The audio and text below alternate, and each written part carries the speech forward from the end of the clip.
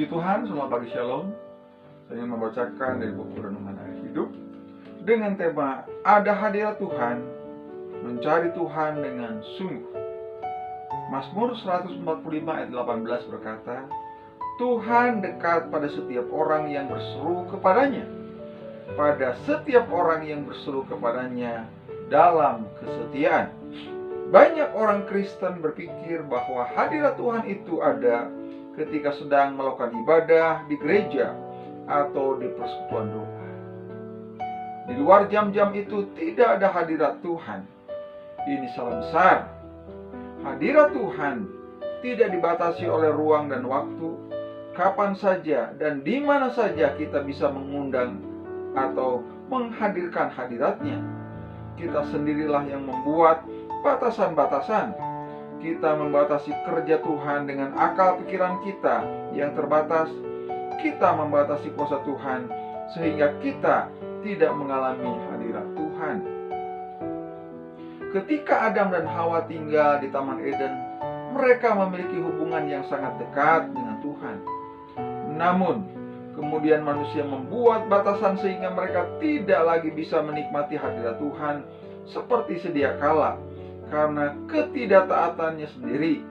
Dari satu orang saja, ia telah menjadikan semua bangsa dan umat manusia untuk mendiami seluruh muka bumi, dan ia telah menentukan musim-musim bagi mereka dan batas-batas kediaman mereka supaya mereka mencari Dia dan mudah-mudahan menjamah dan menemukan Dia walaupun Ia tidak jauh dari kita masing-masing.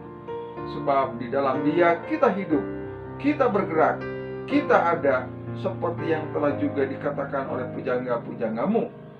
Kisah Rasul 17 ayat 26-28. Sesungguhnya manusia diberikan kesempatan yang seluas-luasnya untuk menemukan Tuhan dan hadiratnya, karena jalan itu sudah dibuka oleh Kristus melalui pengorbanannya.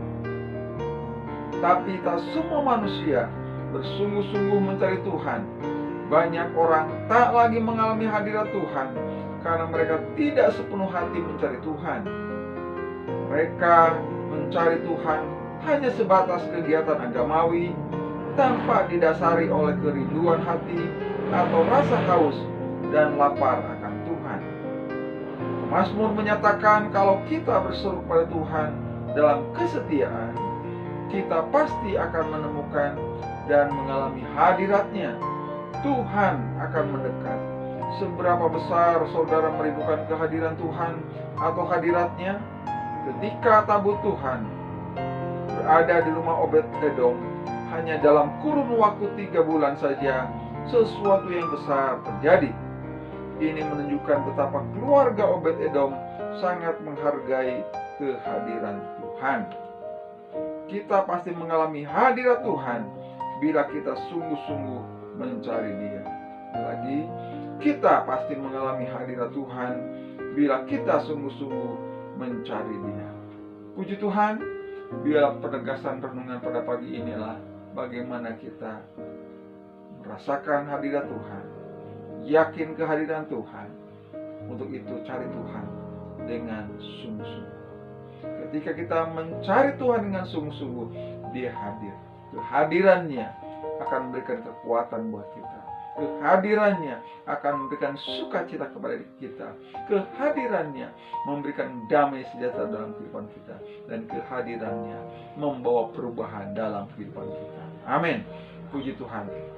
Mari kita bersyukur dalam doa. Terima kasih Tuhan. Kami bersyukur buat renungan pagi ini Tuhan.